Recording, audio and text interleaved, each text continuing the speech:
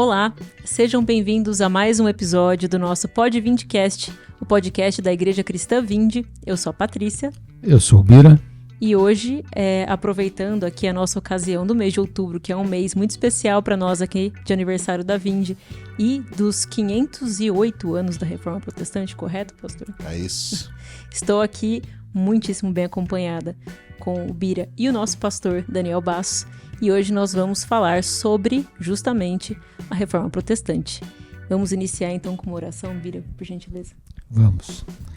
Deus amado, muito obrigado por estarmos aqui, ó Pai, reunidos no nome de Jesus para conversarmos, um bate-papo sobre a Reforma Protestante e que esse programa, Deus, pode ser uma bênção, seja uma bênção para as pessoas que estão nos ouvindo, vendo e possam refletir, ó Deus, a importância desse evento, a importância da Reforma Protestante para todo o mundo. Esteja conosco, ó Deus, pedimos perdão pelos nossos pecados e conduz, ó Deus, todas as coisas. Oramos em nome de Jesus. Amém. Amém. Obrigada, Bira. Bom, então, para nós iniciarmos esse bate-papo sobre a reforma, vamos às bases, né, pastor? Como que nós podemos definir o evento histórico da Reforma Protestante, que nós chamamos de reforma, sua importância histórica, seus desdobramentos iniciais, lançando aí os fundamentos. Ótimo. Por gentileza. Vamos lá. Estou feliz de estar aqui mais uma vez. É bom poder falar principalmente desse assunto, que é um assunto que eu sou fã. Eu sou formado em História, é a minha primeira formação, a minha segunda formação é Teologia. Então eu tenho uma pós-graduação em Pensamento Histórico e História da Igreja, então eu me sinto muito à vontade. E não só à vontade, mas eu gosto. Então estou muito contente de estar aqui com vocês. A primeira coisa que a gente deve entender é que em História nada é estanque, nada acontece como um prego cravado numa pedra. Tudo é uma construção. A reforma já vinha sendo gestada há pelo menos 250 anos antes de Martinho Lutero. Já haviam movimentos reformistas dentro da igreja, já haviam movimentos de pregadores, já havia movimentos de oposição à opulência, à riqueza, à falta de sintonia da direção da igreja com os evangelhos.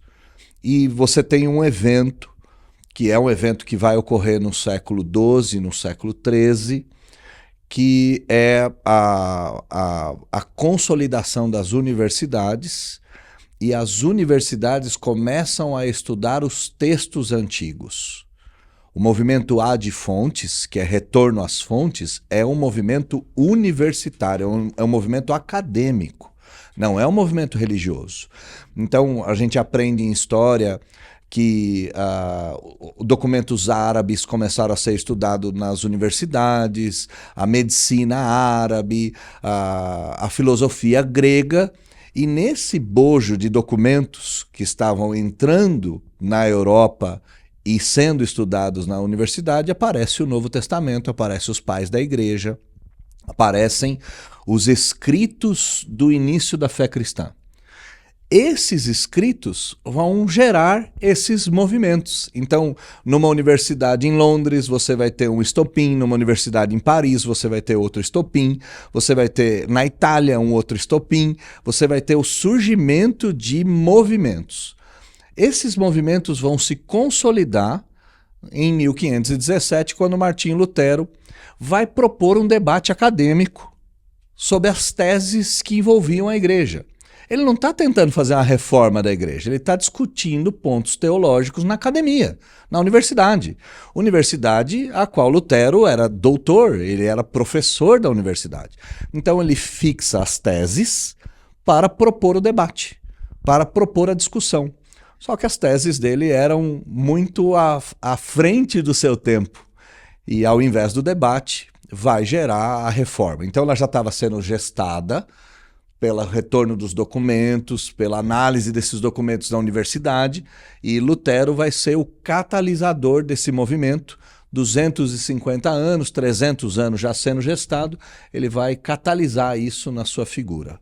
A Reforma Protestante, ela não é um evento meramente religioso. Ele é religioso, político, educacional, cultural, jurídico, social. Ele é um evento multifacetado. Porque com a Reforma Protestante, e aqui que está o ponto nervoso de toda a história. A Reforma Protestante é um movimento de troca de autoridade. Até a Reforma, a autoridade é a Igreja. Pós a Reforma, a autoridade é a Escritura.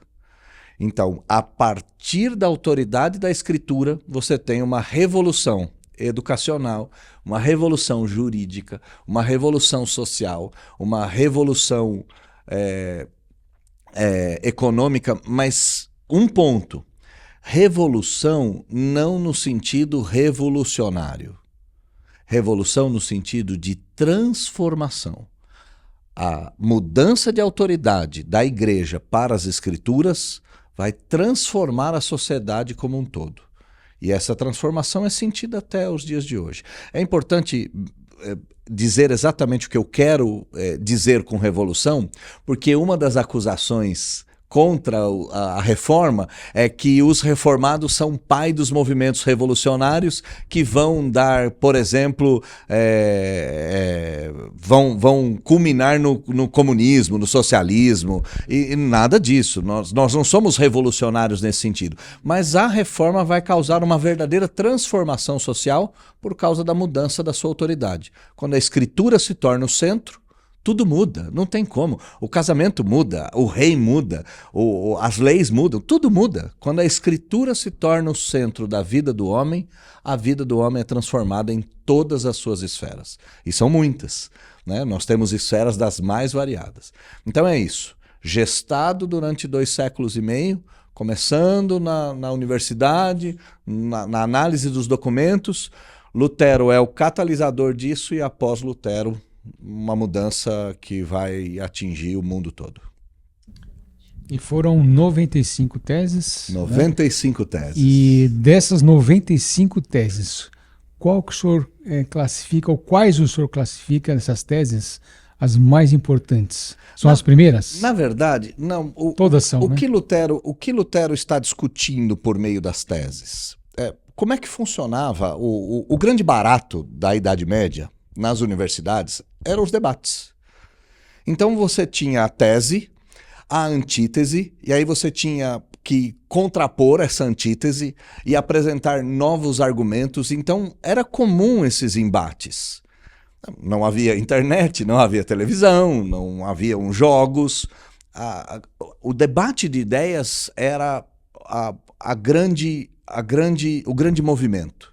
Então as universidades elas vão crescer em torno de professores, em torno de grandes debatedores. As grandes universidades do mundo vão procurar esses professores, porque eles atraíam multidões por causa da sua capacidade argumentativa e de conhecimento das fontes. Então você tinha que citar Aristóteles, você tinha que citar Santo Agostinho, você tinha que citar um documento mostrando que aquela sua tese era verdadeira. Lutero, apesar de não ser um escolástico, que é esse modelo, né, de escola, esse modelo de debate, esse modelo de construção do conhecimento, ele é fruto dessa escola. Então ele não é um proponente, mas ele é uma consequência. Ele aprendeu nesse universo. E quando ele vai discutir um ponto que era central, e qual era o ponto central? A venda de indulgência. Esse era o ponto. A opulência da igreja era sustentada por meio da venda de indulgências. E a venda de indulgências era uma forma de se adquirir salvação, ou pelo menos a redenção de alguns pecados, ou purificação de alguns pecados, em troca de dinheiro. Essa era a ideia da indulgência. Lutero vai escrever 95 teses contrapondo essa ideia. Então ele vai escrever a tese, os seus desdobramentos, as suas provas, as suas contraprovas, as suas refutações. É um arcabouço. As 95 teses não podem ser usadas como os 10 mandamentos, parte fala do homem, parte fala de Deus. Não, ela é um todo uniforme. Ela é um conjunto de proposições contrárias àquela prática. Então Lutero vai condenar a riqueza do clero, Lutero vai condenar as práticas, vai condenar a redenção por meio de pagamento.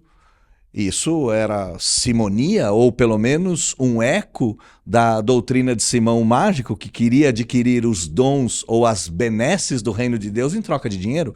Então ele vai construir um todo argumentativo e vai fixar na porta da universidade. O que ele quer? Que alguém olhe as 95 teses e marque com ele um debate na universidade. Vamos debater essas ideias suas. Só que ele foi contundente demais. Ele não tinha 5 teses. Ele tinha 95 teses. Ele não tinha 3 proposições. Ele tinha 3.000 proposições. Então era um todo argumentativo, tanto é que esse todo argumentativo não foi refutado. E não foi refutado até os dias de hoje. Continua de pé. As teses de Lutero ainda gritam. É interessante isso, né? Interessante. Pastor, antes de a gente partir daí, eu acho que é importante, até porque surgem muitos questionamentos sobre isso, quando se fala de reforma protestante fora do meio protestante, a igreja primitiva se organizou de que forma para que houvesse essa guinada à opulência de Roma, que suscitou aí todos esses anos, décadas de ensaio que culminaram nas 95 teses de Lutero. Porque, na verdade, é um resgate à igreja primitiva, né? Uhum. Mas qual foi o processo, né, desde a doutrina dos apóstolos, que levou à formação da Igreja Católica Romana, que suscitou a necessidade dessa reforma? Existem teses a respeito disso, mas eu tenho particularmente uma tese que eu sustento. O Império Romano vai ser a continuidade do ideário grego de sociedade, de homem, de civilização e etc. Surgirá no meio do Império Romano uma força chamada cristianismo, que vai se ramificar em todo o Império. A primeira reação do Império é o combate. Então, apesar de Jesus Cristo não ter sido morto por um mandato imperial, ele é morto pelos romanos com a anuência, com a chancela ou com o incentivo dos judeus. Pois bem, então, desde o início do cristianismo, você tem a figura de Roma como uma figura de oposição. E o cristianismo cresce. Quanto mais você bate no cristianismo, mais ele cresce. Quanto mais o sangue dos mártires é derramado, mais esse sangue frutifica. Sempre foi assim, sempre será até a volta do Senhor Jesus. Quando o Império Romano se enfraquece, e ele vai se enfraquecer por uma série de invasões de povos bárbaros, sem as guerras de conquista, você tem um exército sem utilidade. O exército sem utilidade gera um gasto enorme. Esse gasto enorme gera uma confusão social. Milhares de escravos pertencentes ao império espalhados nas cidades não tinham o que fazer, não tinham para onde ir, uma massa de pobres e etc. E aí você tem a destruição do Império Romano ou a ocupação do Império Romano pelas invasões bárbaras, como ficou conhecido. Os bárbaros, que aqui é incrível o que acontece, os bárbaros tinham tido contato com um tipo de cristianismo, que é o cristianismo ariano, que é o cristianismo não trinitariano, que depois de Constantino tinha sido expulso do império para as margens do império. Então ele vai encontrar espaço entre os godos, os vândalos, os visigodos, todas aquelas tribos bárbaras. E são exatamente essas tribos bárbaras que invadem. Então, quando elas invadem o Império Romano, elas mantêm a instituição igreja de pé.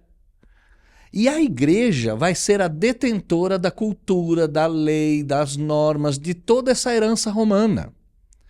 Então, entenda, quando os bárbaros preservam a igreja é a preservadora da sociedade.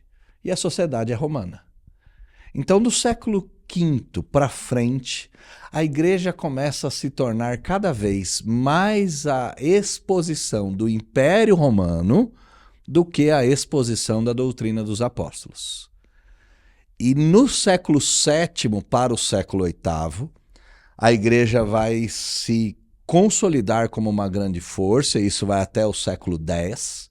Depois você tem a divisão do império entre romano, ocidental e oriental, mas ela se torna um movimento de restauração dessa identidade grega-romana.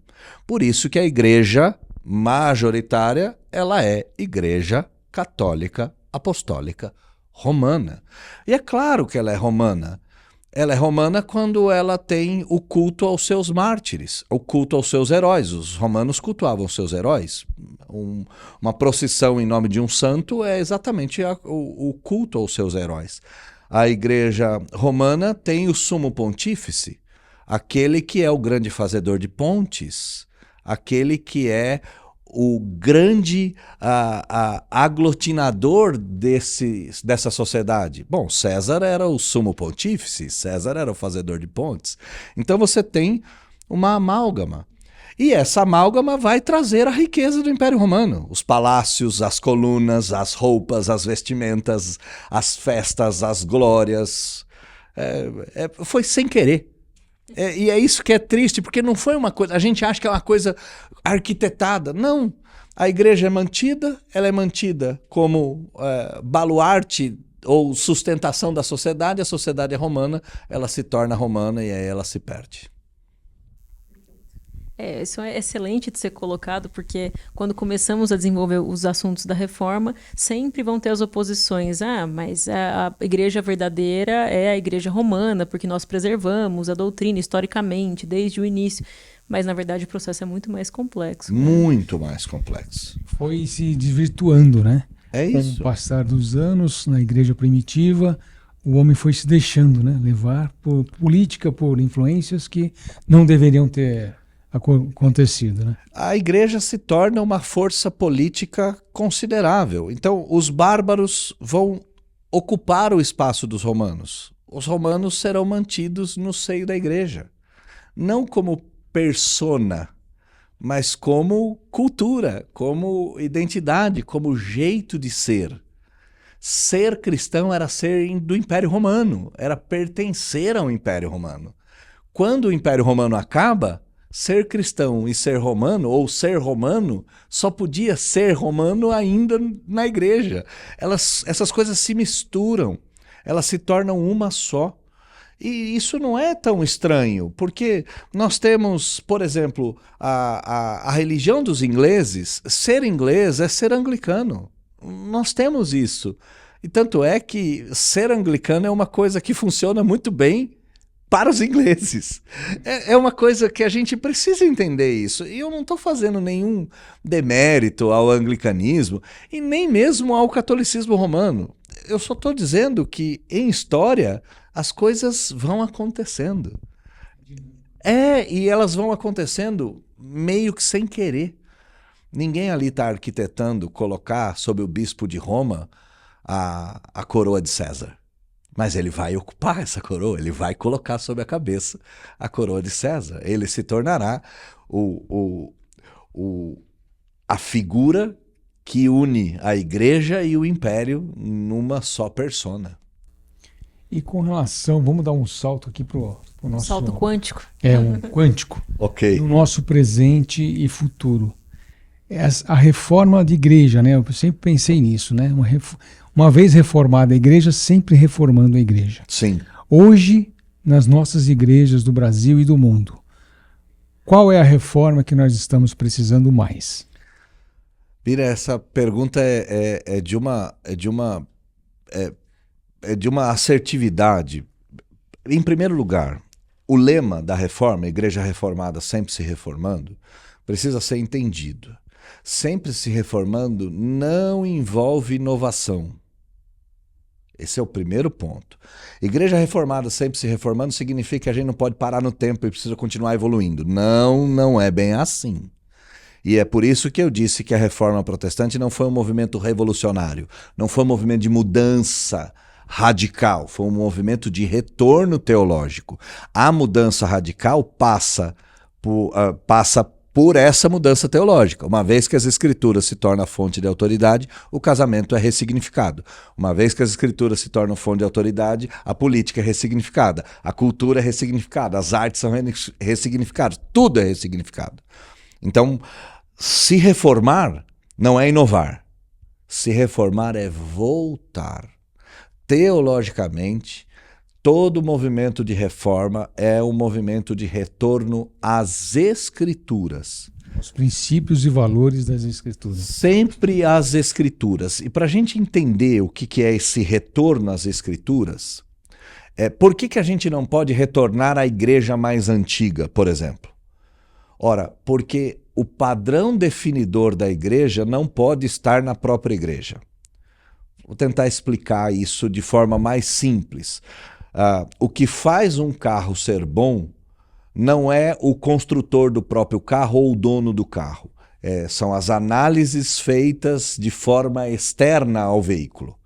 São aquilo que as fontes de autoridade dizem. O marido é bom. Quando o marido é bom? Quando as fontes ao redor dele testificam isso.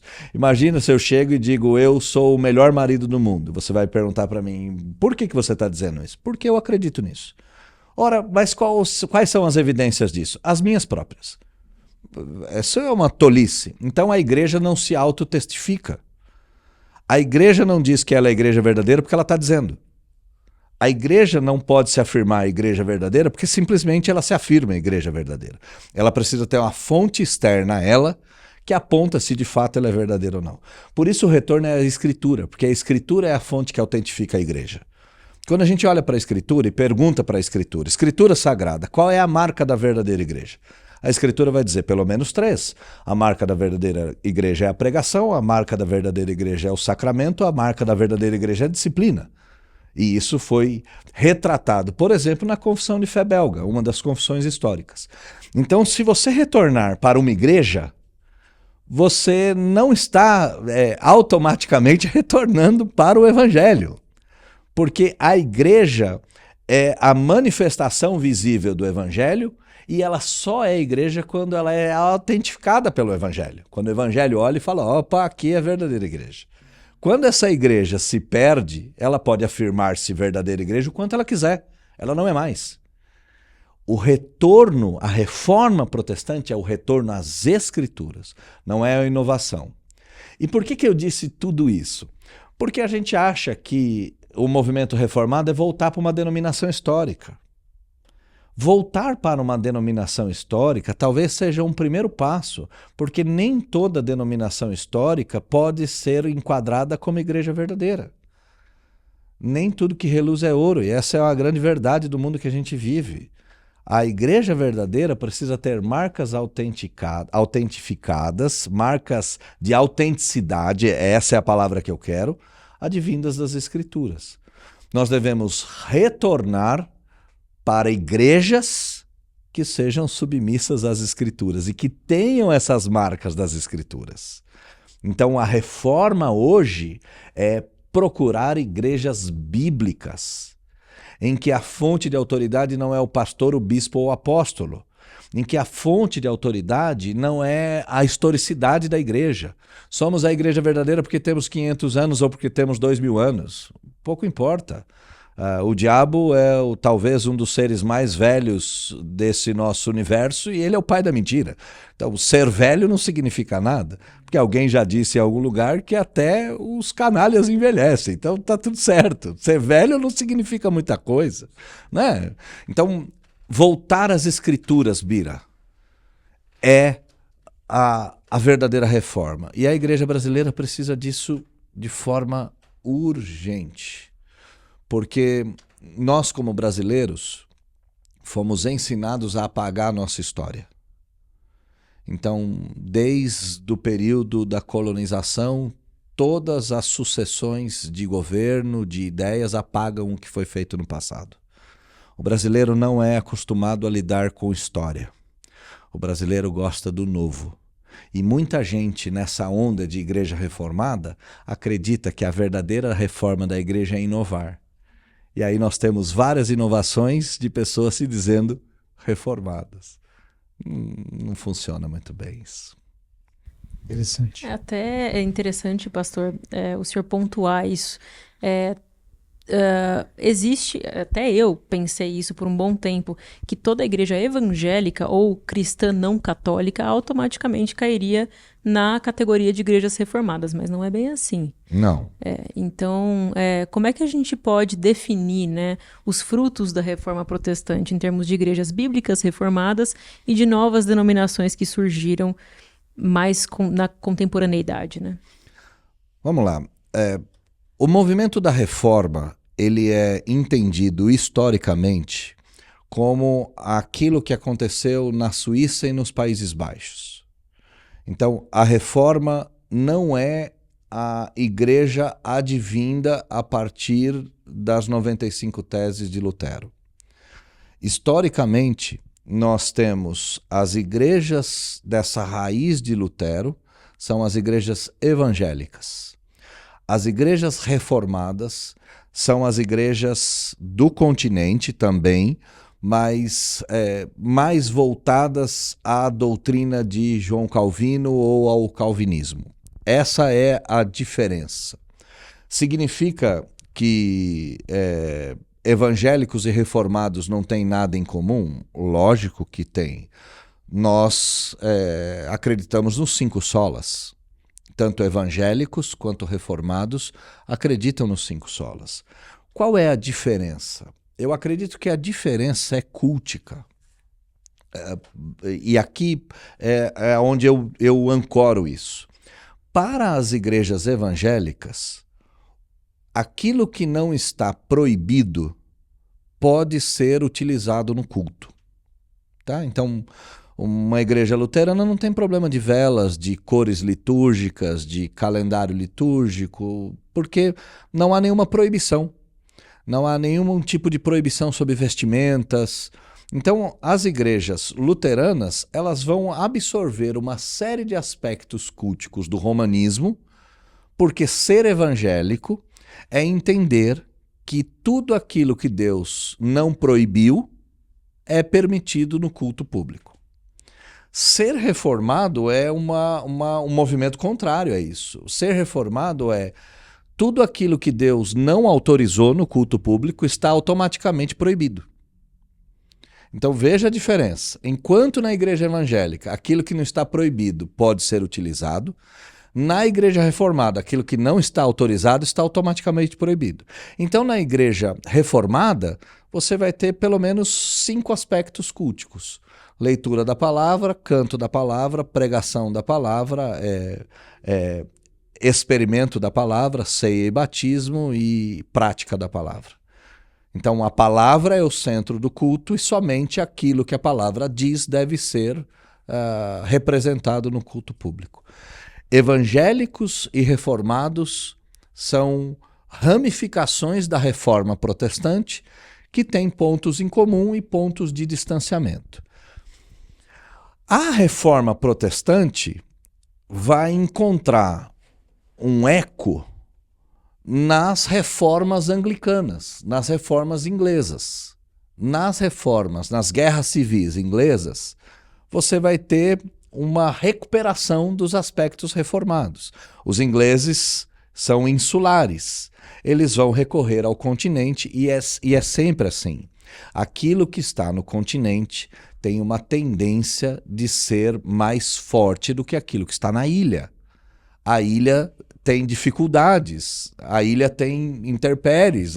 Todos aqueles que já moraram em ilha sabem o quanto é difícil, o quanto você depende do continente.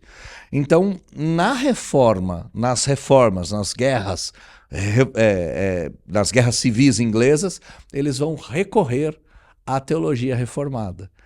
E aí, recorrendo à teologia reformada, nós temos os puritanos, dos puritanos nós temos presbiterianos, nós temos congregacionais, nós temos batistas, e esses todos, na sua origem, reformados, mas muitos destes hoje viraram evangelicais. Eles seguem mais ou menos aquilo que os evangélicos seguem. Pastor, a gente estava lembrando desses 5 solas, vamos relembrar? Ok. Né? Sola Escritura, a Escritura, somente a graça, somente a fé, somente Cristo e somente a glória a Deus. E somente glória a Deus. Isso é muito importante, né? Que esses fundamentos, né? Que quem está vendo e ouvindo a gente possa estar refletindo, né? Inclusive tem até o grupo Sola, né? O projeto Sola. É isso. É uma bênção também, a banda, né? Sem dúvida. Mas é isso aí. Os 5 solas, eles são um ambiente comum. E nos 5 solas, na relação que nós temos com igrejas evangélicas que praticam os 5 solas, é uma relação que eu entendo de harmonia, de irmandade. Mas é claro que nós entendemos que o culto deve ser regido pelas Escrituras e somente pelas Escrituras. Então, é comum que igrejas reformadas tenham um certo distanciamento de algumas outras igrejas. Eu entendo, e eu entendo isso por causa do campo missionário, que no campo missionário você precisa trabalhar em conjunto, que sozinho a gente vai mais rápido, mas juntos a gente vai mais longe. Então, em algum aspecto eu preciso caminhar junto com irmãos que diferem, por exemplo, na quantidade de água do batismo, né? A Bíblia diz que deve ser batizado em nome do Pai, do Filho e do Espírito Santo e em água. Se alguém me mostrar algum texto que mostra a quantidade de água, ok, eu passo a batizar com muita ou com pouca água. A Bíblia só diz que é em água. A quantidade é o homem que determina.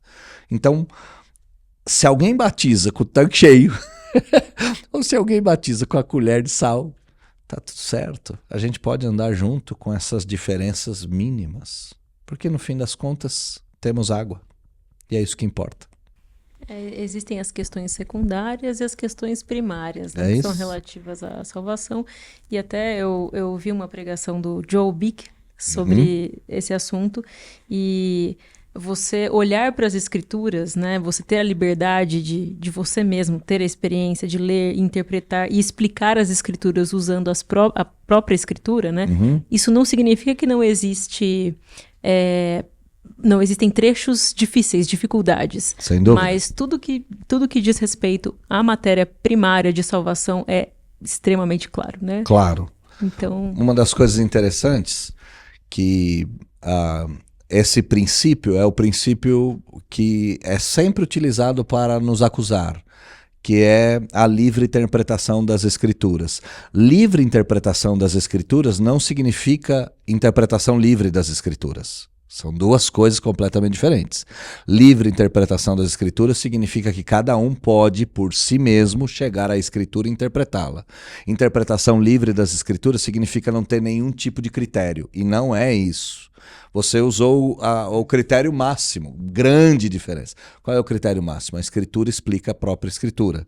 Textos mais difíceis são interpretados à luz de textos mais fáceis. Mas naquilo que a Escritura se propõe a fazer, que é explicar como é que o homem é salvo por Deus, ela é tão clara a ponto de uma criança abrir a Escritura, ler e entender que Cristo é o Salvador da vida dela. Pastor, com relação ao avivamento, quando a gente fala em reforma e avivamento, há uma confusão também, né, nesses termos. Sim.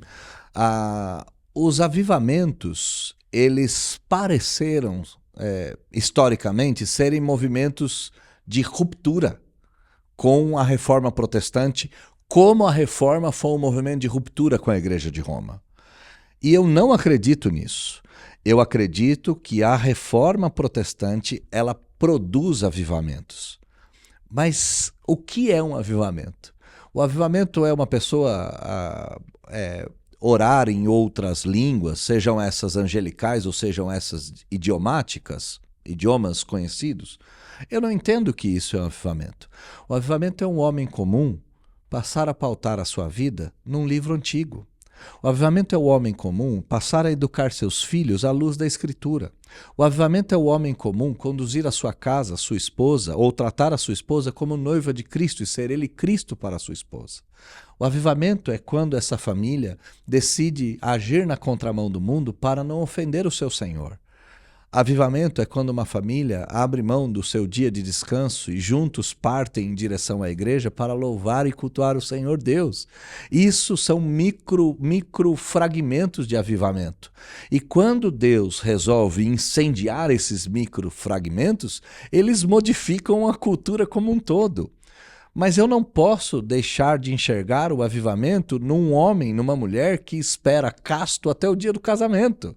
Isso é avivamento, pelo amor de Deus. Avivamento é um jovem universitário não acreditar ou não se pautar pelas ideologias modernas ou ciência moderna e voltar-se e ainda acreditar num Deus que cria o mundo pela sua própria palavra em 6 dias e no 7º vai descansar. E faz tudo de forma muito boa. O que é avivamento? Avivamento é o homem sair da morte para a vida. Isso é avivamento. Isso pode ser visto de forma individual ou pode ser visto de forma coletiva. Eu posso ver isso no homem que se converte, no homem perverso que entra dentro da igreja e cai de joelhos diante das outras pessoas confessando o Senhor Jesus Cristo. Posso enxergar isso numa família, posso enxergar isso num bairro. E tomara a Deus, Bira, que um dia a gente veja isso na nossa nação. Se Deus quiser. Se um dia a gente enxergar um verdadeiro avivamento no Brasil, nós veremos homens e mulheres largando a mochila da brasilidade, do jeitinho, do esquema, da forma, do conchavo, da politicagem, desse jeito brasileiro de ser, sabe? Deixando a mochila da brasilidade em algum canto escuro da vida e vestindo as roupas alvejadas por Cristo através do seu sangue. Eu espero um avivamento no Brasil. Falou bonito agora, hein? Deus te ouça, pastor. Amém. Bênção. Amém. Pastor, sobre essa esperança, né, para uma transformação de sociedade, eu sei que o senhor tem um grande brilho nos olhos de falar sobre todas as multifacetas da reforma, né? Uhum. Então, nós fizemos vários movimentos aqui, né? Lá para o passado, para o presente, pensando em perspectivas futuras. Mas se o senhor pudesse, de uma forma geral, traçar historicamente as consequências da reforma protestante nesses diversos aspectos, politicamente, filosoficamente, espiritualmente, como que a gente pode entender esse impacto de ângulos distintos? A reforma como movimento político e econômico, ela vai gestar o Estado moderno, por exemplo. O surgimento do Estado moderno, apesar do primeiro Estado moderno surgir lá em Portugal, que é um ambiente que não experimenta reforma. Portugal está experimentando um movimento de última cruzada com a expulsão dos muçulmanos do seu território, depois de séculos de ocupação, depois de séculos de segregação. Os portugueses e os espanhóis vão expulsar os povos islâmicos, e ali você tem um movimento de última cruzada, então a reforma protestante não consegue ecoar na Península Ibérica. Esse é o motivo histórico pelo qual a Península Ibérica não se reforma. Mesmo estando ligada à França, e a França também não vai se reformar por uma série de questão política, mas em cima da França você tem já a Alemanha, os Países Baixos, e aí você tem todo o norte da Europa, e todo o norte da Europa vai se reformar. Mas o surgimento da ideia de Estado moderno, ela é gestada na reforma. A reforma é um movimento de abandono da Idade Média e o começo da modernidade. A reforma vai colocar a salvação do homem no centro da história do homem. Então, em algum sentido, ela é um movimento humanista. Ela vai olhar para o homem como alvo da salvação de Deus. Deus não salva uma nação, Deus não salva uma tribo, Deus não salva uma igreja, Deus salva um indivíduo. E isso a gente mantém até hoje, dizendo que a salvação é individual, né? A gente carrega esse aspecto humanístico, esse aspecto de colocar o homem no centro do projeto de Deus. Filosoficamente, esse homem que foi salvo pode pensar, esse homem que foi salvo pode fazer ciência, esse homem que foi salvo pode fazer tecnologias, ele pode questionar, ele pode avançar. Então a reforma ela tem desdobramentos científicos, ela tem desdobramentos políticos, ela tem desdobramentos filosóficos, ela tem desdobramentos científicos, ela tem desdobramento cultural. O tipo de música feita na reforma será diferente do tipo de música feita na Igreja Romana. E o tipo de arte feita na reforma será diferente do tipo de arte feito na Igreja Romana. Então, enquanto a Igreja Romana ainda priorizava alguns aspectos do homem sobre a natureza, do homem vencendo a natureza, a reforma protestante, por exemplo, vai produzir um quadro de Rembrandt em que Jesus acalma a tempestade, né? Então, a natureza sendo dominada por Deus e não pelo homem. Então, você tem reverberações. O próprio capitalismo, ele pode ser tido como germinado na Reforma Protestante. Por quê? Porque o ideário da Idade Média católica, apostólica, romana, era que o homem piedoso é o homem pobre. Já a Reforma Protestante vai dizer: faça o melhor produto possível, venda pelo melhor preço, guarde o dinheiro para cuidar da sua família no futuro.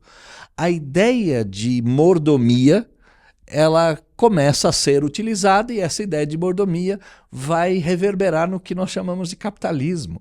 Então, a reforma ela é um movimento que é como uma pedra que cai num lago estático. Ela vai gerar centenas de ondas reverberando para todos os cantos, alguns com mais efeito, outros com menos efeito. O mundo é um mundo antes da reforma e um mundo depois da reforma.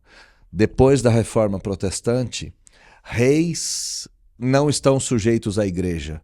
Reis estão sujeitos a Deus. E eles serão punidos por Deus ou serão exaltados por Deus. Isso é incrível. E esse estado absolutista, tudo isso vai ser questionado. Vai ser questionado. É interessante. Quando nós olhamos para a política insular, a política inglesa, que é fruto da reforma, nós temos um rei e um parlamento.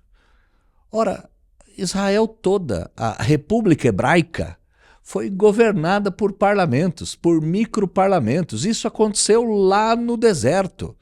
Você tinha julgamento de 10, julgamento de 100, julgamento de 1000, e você tinha esferas de governo que governavam aquela multidão no deserto.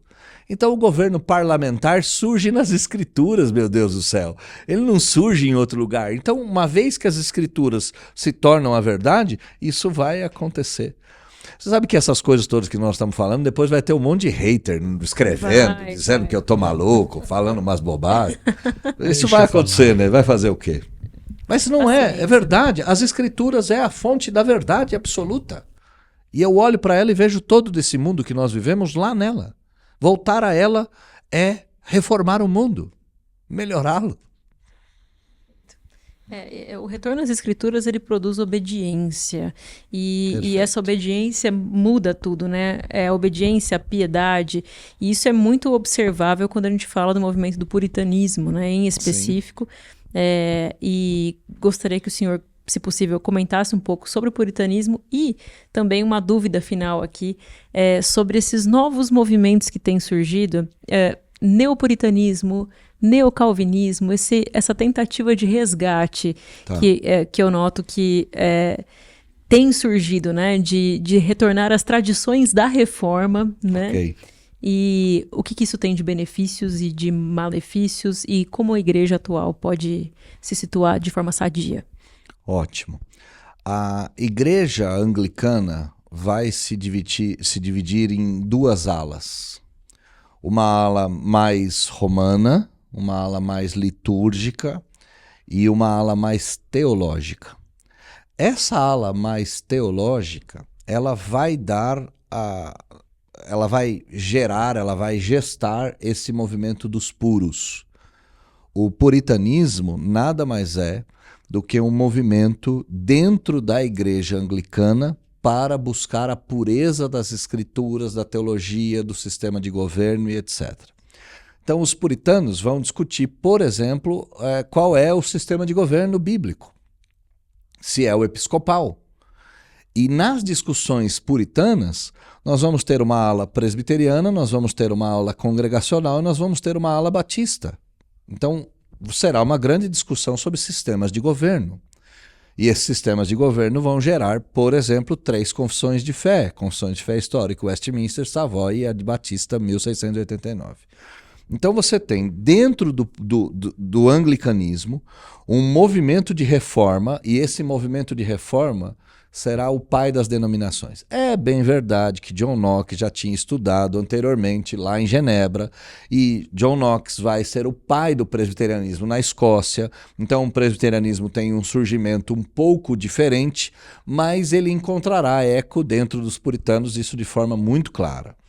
Então a primeira coisa é isso, o movimento puritano é um movimento de retorno, é um movimento de pureza. Os puritanos serão os grandes responsáveis pela fundação dos Estados Unidos. Eles não encontrarão mais espaço na Inglaterra por causa das guerras civis, do retorno do governo romano, do retorno do rei. Então, ora é anglicano, ora é romano. Isso vai gerar um banho de sangue horroroso, que não será só nas ilhas, mas também ocorrerá no continente por outros fatores. Esses pais peregrinos, esses pais fundadores vão sair da Holanda, vão desembarcar nos Estados Unidos e vão fundar essa nação a partir dos auspícios do puritanismo. Só que os puritanos ficaram conhecidos historicamente como austeros, como pessoas amargas, que não sorriem facilmente. Ora, você está fugindo da sua pátria por perseguição religiosa, você chega numa terra inóspita, eles pararam no norte dos Estados Unidos, temperaturas menos 20, menos 30 graus, com um cenário extremamente selvagem, com habitantes locais hostis à presença. Então a austeridade não era uma característica puritana, a austeridade é uma característica de todo migrante e imigrante. Todo mundo que começa uma nova vida numa terra diferente precisa ser austero, senão ele será engolido por essa terra. Ele será mastigado por isso. Mas os puritanos tinham a alegria da salvação, tinham a alegria de servir ao Senhor. O domingo era um dia festivo, porque era um dia de culto. As crianças eram educadas aos pés dos pais. Ser chamado de puritano é um elogio imensurável. E eu volto a dizer, eu vou dizer uma coisa para você, eu acho pouco provável qualquer movimento ser tido como neopuritano, porque nós estamos léguas de distância da santidade, da piedade, do esforço, da glória que esses homens tinham, de uma vida de oração. O culto de domingo era o assunto do almoço, era o assunto do jantar, e o culto da noite se tornava o assunto da semana, e era o método pelo qual as crianças seriam educadas. No mundo moderno, qual de nós está próximo disso? Nós estamos longe disso. E aí estão colocando rótulo em neopuritanos como se fosse um rótulo de escárnio. Isso é fruto da nossa cultura, que conhece muito pouco. Mas, terminando a resposta, movimentos como neopuritanos, como neocalvinistas, nada mais são do que novos proponentes da doutrina antiga. Então, a igreja faz bem em ter esses movimentos de regresso. A igreja faz mal quando rotula esses movimentos como sendo uma reprodução daquilo. Não é, é um retorno para aqueles ideais. Eu não posso ser um novo Lutero. Eu não posso ser um novo puritano. Eu não posso ser um novo calvino ou um novo calvinista. Eu tenho que retornar a esses aspectos, e até uma incongruência, né? Eu retorno ao passado, não pode ser novo, né? Não pode ser novo, já foi visto. Então é um movimento de regresso. Eu não gosto muito dos rótulos, porque os rótulos nos diminuem. Todo rótulo nos encapsula, né? Eu não gosto muito deles. Existe essa confusão entre obediência e legalismo. Acho que é muito característico dos nossos tempos. Sem dúvida. E de um distanciamento daquilo que justamente foi a chama da reforma, né? Que foi a piedade perante as escrituras, né? O movimento de santidade. Lutero era um homem que esmurrava o seu próprio corpo por causa do pecado. Se sentia atormentado por Satanás na sua carne. Todos esses movimentos são movimentos de santidade. O puritanismo é um movimento de santidade. A fundação das nossas denominações históricas são um movimento de santidade.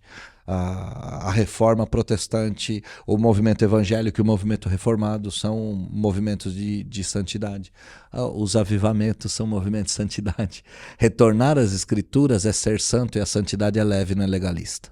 O legalista é o sujeito que engole um camelo e coa um mosquito. O santo é aquele que ama como Cristo amou e sabe que na sua carne o único bem que ele carrega é a salvação. Amém. A maior esperança, né? É isso. Do cristão. É isso. Pastor, uma mensagem final que o senhor tem para a igreja nesse contexto de reforma, nessa celebração de 508 anos do dia que Lutero pregou as 95 teses. Se o senhor tiver uma mensagem para a gente poder encerrar essa conversa. A igreja reformada sempre se reformando. Voltemos às escrituras, voltemos às fontes, voltemos aos crentes do passado, aprendamos com eles. Aprendamos com os movimentos de avivamento, com os movimentos missionários, com os pais fundadores não só dos Estados Unidos, mas das denominações. Voltemos às confissões de fé histórica, voltemos aos pais da igreja, voltemos à sã doutrina, retornemos às doutrinas da graça. Se nós voltarmos à fonte, nós seremos banhados por ela. E uma vez banhados pela fonte de justiça, verdade, bondade e santidade, nós seremos transformados, nossas igrejas serão transformadas, nossas famílias serão transformadas, nossa sociedade será transformada. E eu volto a dizer, quem sabe a gente experimente um avivamento no Brasil. Houveram avivamentos na Europa, na África, na Ásia, na América do Norte, e nós aqui na América do Sul nunca experimentamos. Se Cristo não voltar, quem dera se Ele nos desse um avivamento verdadeiro. Quem dera. Amém. Amém, pastor. Muito obrigada. Muito obrigado, obrigada, Bíblia. Deus abençoe. Espero que você tenha sido edificado por essa conversa. E se você quiser apoiar mais conversas muito edificantes e muito frutíferas como essa, deixe o seu like, se inscreva no nosso canal, interage com a gente nas nossas outras redes sociais. Compartilhe dúvidas, sugestões. Estamos aqui para ouvir e para construirmos em conjunto algo que possa ser de bom grado para a honra e glória do nosso Senhor Jesus e para a vida de todos vocês que nos acompanham. Não se esqueça, inclusive, que nós temos em todas as nossas redes e aqui na descrição os nossos horários de culto e as programações da Vinde. Venha nos visitar, vai ser um prazer imenso ver você por aqui. Deus abençoe e até a próxima. Deus abençoe.